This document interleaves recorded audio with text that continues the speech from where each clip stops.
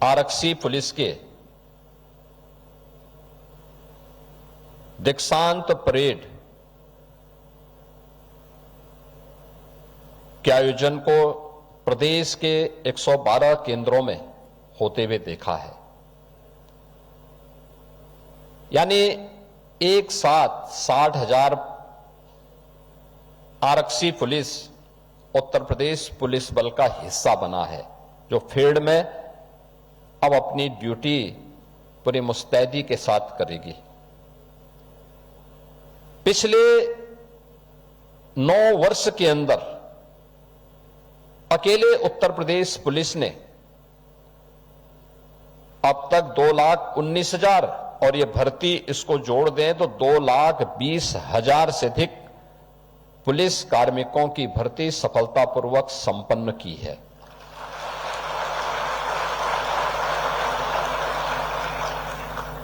यानी देश के अंदर अगर आप देखेंगे तो 2,20,000 पुलिस के कुल स्ट्रेंथ जो है बहुत सारे राज्यों की नहीं होगी, लेकिन देश ही नहीं दुनिया के सबसे बड़े सिविल पुलिस का भाग बनने और उसके दूरसंचार शाखा के माध्यम से 25 करोड़ की आबादी को आपको अपनी सेवा करने का एक बेहतरीन अवसर प्राप्त हुआ है। इस पूरी प्रक्रिया में आपने देखा होगा, आप में से एक भी व्यक्ति को सिफारिश कराने की नौबत नहीं आई होगी। न कोई सिफारिश, न कोई पैसा।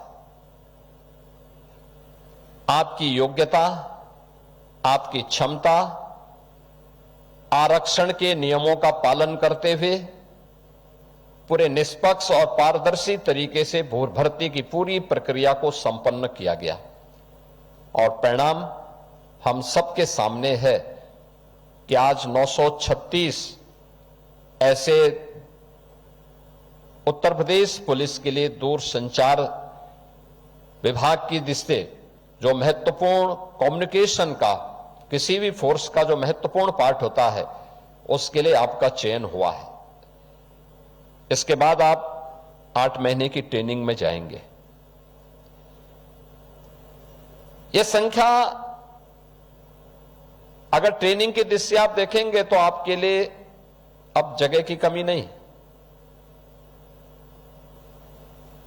आज से 9 वर्ष पहले एक संकट था, कहां ट्रेनिंग होगी, लेकिन अब मैं कह सकता हूं 2017 के पहले हमारे पास ट्रेनिंग की जो क्षमता थी वह मात्र 3,000 पुलिस कार्मिकों की एक बार में हम ट्रेनिंग करा सकते थे और 2025 में जब हम लोगों ने 60,244 आरक्षी पुलिस की भर्ती की प्रक्रिया को पूरा किया तो अब हमारे साथ पास एक साथ जहां 3,000 भर्ती और उनकी ट्रेनिंग की क्षमता नहीं थी, इस बार उत्तर प्रदेश पुलिस ने दिखाया कि नहीं, नियत साफ हो, नीति स्पष्ट हो, कार्य करने की दृढ़ इच्छा शक्ति हो तो परिणाम लाया जा सकता है। और वह परिणाम 60,244 आरक्षी पुलिस की ट्रेनिंग उत्तर प्रदेश के अपने ट्रेनिंग केंद्रों में ही, ट्रेनिंग सेंटर में ही उत्तर प्रदेश पुलिस ने उन सभी आरक्षियों ने प्राप्त किया था। और ये अच्छा है कि उनको पासिंग आउट परेड के माध्यम से वे अब अपने अपने जनपदों में तैनाती के लिए निकल रहे हैं तो आपके लिए ट्रेनिंग सेंटर खाली हो रहे हैं। इसके साथ ही अभी पहली बार उत्तर प्रदेश होमगार्ड में भी 41,000 से अधिक भर्ती के लिए अभी पिछले 3 दिनों में परीक्षाएं संपन्न हुई हैं। उत्तर प्रदेश पुलिस भर्ती और प्रोन्नत बोर्ड इस वर्ष लगभग 1 लाख नई भर्ती करने जा रहा है।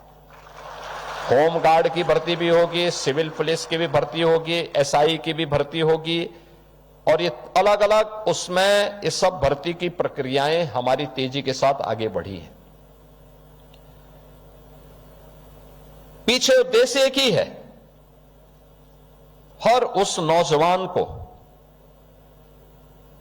जो योग्य है, क्षमतावान है, स्वतःस्फूर्त भाव के साथ उत्तर प्रदेश पुलिस बल का हिस्सा बनना चाहता है, उसके लिए अच्छा अवसर यह भर्ती एवं प्रोन्नत बोर्ड उसे उपलब्ध करवाएगा। हमने कुशल खिलाड़ियों की भर्ती की है। देश के अंदर पहला राज्य है जिसने 500 से अधिक कुशल खिलाड़ियों को भी उत्तर प्रदेश पुलिस बल का हिस्सा बनाया है, और उसी का परिणाम है कि जब भी कोई स्पोर्ट्स मीट होती है नेशनल और इंटरनेशनल स्तर पर, तो उत्तर प्रदेश पुलिस अब उसमें अच्छा मेडल प्राप्त करती है, और देश और ही नहीं दुनिया के अंदर उसकी जो मेडल की संख्या होती है किसी भी अन्य राज्य की तुलना में अच्छी संख्या होती है।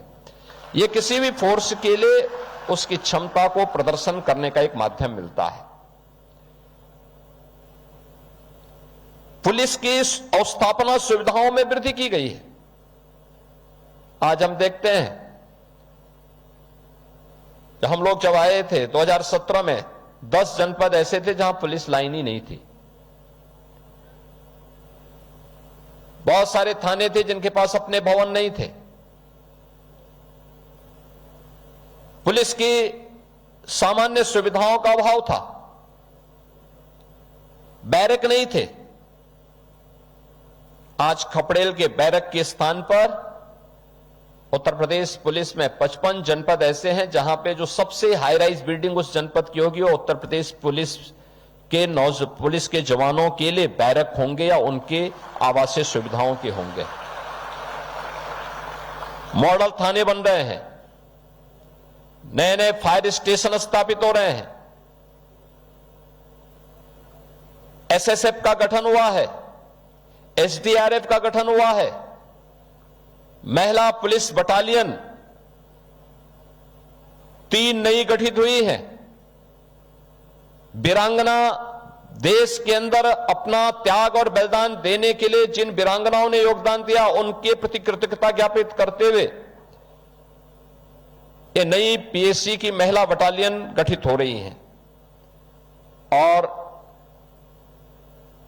3 नए कानून भले जुलाई 2024 में लागू हुए होंगे, लेकिन उत्तर प्रदेश ने उससे पहले से उसकी तैयारी कर ली थी। उत्तर प्रदेश में अपना आज के दिन पर उत्तर प्रदेश का स्टेट फॉरेंसिक इंस्टीट्यूट सफलतापूर्वक कार्य कर रहा है। हमारे पास 12 एफएसएल की यूनिट जो एक ग्रेड की है वे काम कर रही हैं, 6 निर्माणाधीन है, और 3 नए कानून लागू होने के बाद 7 वर्ष से ऊपर की प्रत्येक सजा में फॉरेंसिक एविडेंस की अनिवार्यता को ध्यान में रखते हुए हर जनपद में 2-2 मोबाइल फॉरेंसिक लैब पूरी मुस्तैदी के साथ कार्य कर रही है। उसमें ट्रेन्ड मैन पावर हो जो सैंपल कलेक्ट कर सकें, टेक्नीशियंस हो, ये सभी उसमें तैनात किए गए। यानी ये नए उत्तर प्रदेश की वह कथा है जहां पुलिस केवल कानून व्यवस्था को और गुंडा मुक्त और दंगा मुक्त या माफिया मुक्त प्रदेश ही नहीं बना रही है, बल्कि भारत की इकोनॉमिक ग्रोथ में भी उत्तर प्रदेश अपनी भूमिका का निर्वहन कर सकता है। इसमें अप्रत्यक्ष रूप से उत्तर प्रदेश पुलिस का योगदान हो रहा है, क्योंकि कानून का राज विकास की पहली गारंटी होती है, और कानून के उस राज के अंदर ही आज निवेश के लिए देश और दुनिया का हर बड़ा निवेशक यूपी के अंदर आ रहा है।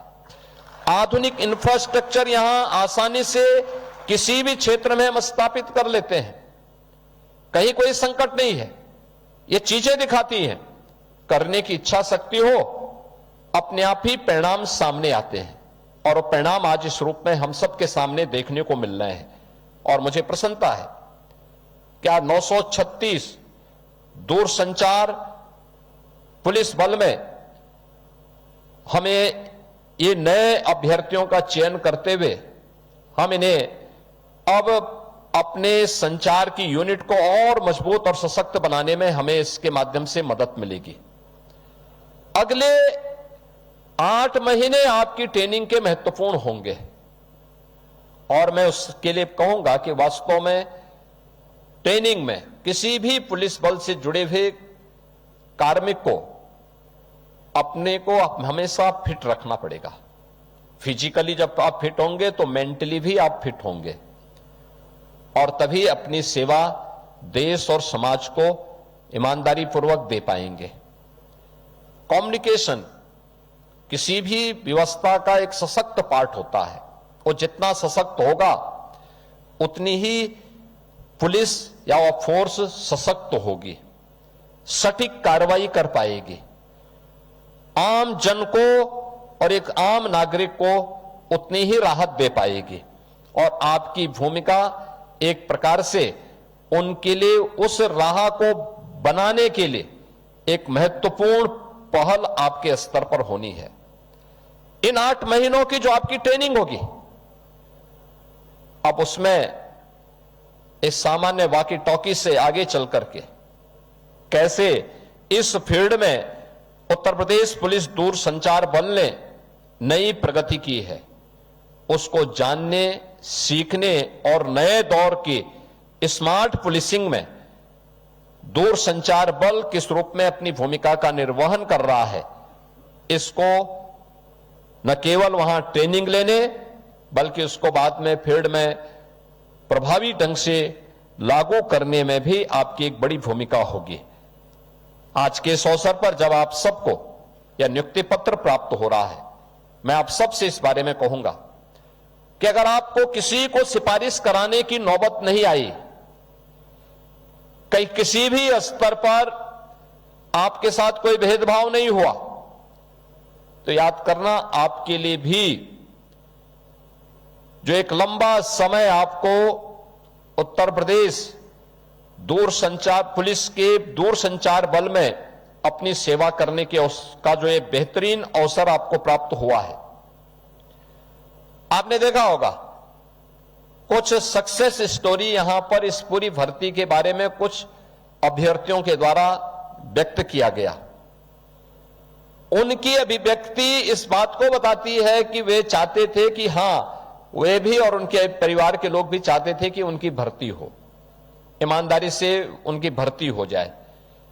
भर्ती ईमानदारी पूर्वक और निष्पक्ष तरीके से संपन्न हुई तो आपका भी दायित्व बनता है। जिस प्रकार का माहौल आज ये डबल इंजन सरकार ने आपको उपलब्ध करवाया है, उसी नियत के साथ, उसी ईमानदारी के साथ, उसी पारदर्शी तरीके के साथ आपको उत्तर प्रदेश पुलिस बल के माध्यम से अपनी सेवा देकर के राष्ट्र के प्रति अपने उत्तरदायित्वों का निर्वहन करने में योगदान देना है।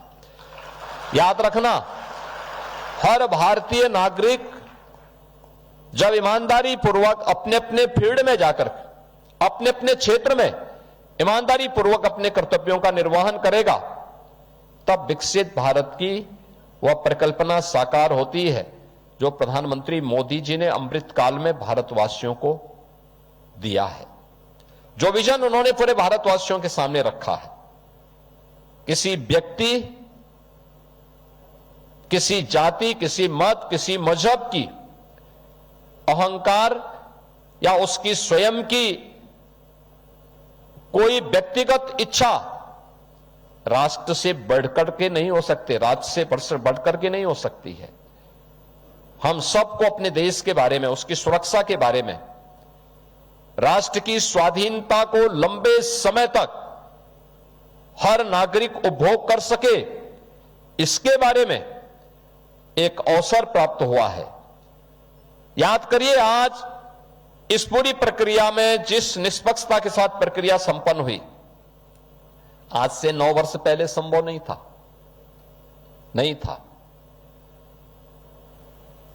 पहले तो प्रक्रिया ही संपन्न सकुशल नहीं होती, दूसरा फिर लेन देन अलग से होता, तीसरा, फिर इसमें भेदभाव नियुक्ति में भी होती। आज व्यक्ति की क्षमता है तो कोई उसको आगे बढ़ने से नहीं रोक सकता। इस प्रकार का वातावरण प्रदेश के अंदर तैयार किया गया है और इसी प्रक्रिया को ध्यान में रखना होगा। नियत, शुद्ध नियत के साथ हम सबको, आपको, प्रदेश को आज यही बीमारू प्रदेश जैसे सामूहिक प्रयास हुआ है, अब भारत का ग्रोथ इंजन बनकर के उभरा है। अब बीमार नहीं है, अब तो भारत के विकास में ये भी अपना योगदान दे रहा है। हम भी उसमें अपना योगदान देने के लिए तत्पर हों, इस विश्वास के साथ 936 उत्तर प्रदेश पुलिस दूरसंचार बल के आप सभी नवनियुक्त अभ्यर्थियों को मैं हृदय से बधाई देता हूं, अपनी शुभकामनाएं देता हूं। आपकी एक सफल प्रशिक्षण के लिए भी अपनी मंगलमय शुभकामनाएं देता हूं और विश्वास करता हूं कि आप सब उत्तर प्रदेश पुलिस बल का हिस्सा बनकर के उत्तर प्रदेश के अंदर बेहतरीन करने में सफल होंगे। आप सबके प्रति मेरी मंगलमय शुभकामनाएं हैं। धन्यवाद। जय हिंद। राजनीति हो या क्रिकेट, देश विदेश की ब्रेकिंग हो या आपके मोहल्ले की बड़ी खबर, सब मिलेगा एक ही ऐप में, सबसे तेज और भरोसेमंद। अभी डाउनलोड करें दैनिक भास्कर डिजिटल।